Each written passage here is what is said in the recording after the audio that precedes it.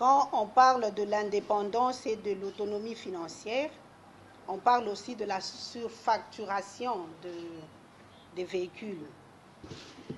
Chers journalistes, je vais vous ramener à l'article 6 et 44 de la loi organique qui nous confère notre autonomie administrative et financière, et aussi l'article 84 du règlement intérieur qui nous ramène au type de budget que la CENI a.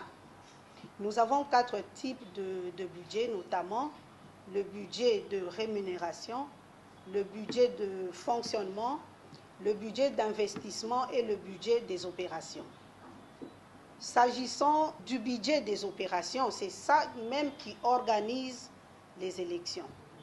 J'ai suivi le ministre des Finances qui parle des chiffres, des montants. Malheureusement, je ne savais pas qu'il y aura un jeu de questions et réponses. Sinon, j'allais vous amener toute la documentation par rapport à ce que la CENI a déjà perçu jusqu'à ce jour.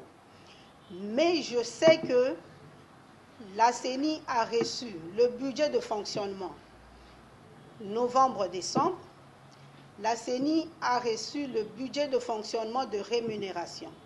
Ce n'est pas avec le budget de rémunération ou de fonctionnement que la CENI peut organiser les opérations électorales. Qu'on s'entende.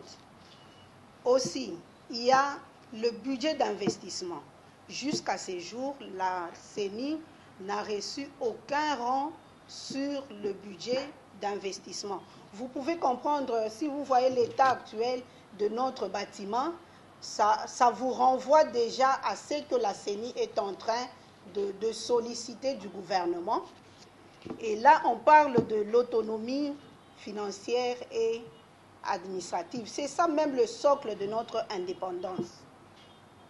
Si aujourd'hui la CENI réclame son autonomie financière, c'est parce que nous, la CENI, nous nous considérons, et selon la Constitution et les lois, notamment la loi organique et la loi portant identification et enrôlement des électeurs, toutes ces lois nous confèrent notre indépendance et aussi notre autonomie financière et administrative.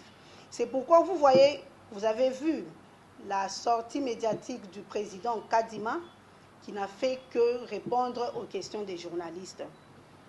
Mais malheureusement, il y a eu une réplique du ministre des Finances et je vous assure que la CENI n'est pas dans cette démarche-là du jeu de ping-pong.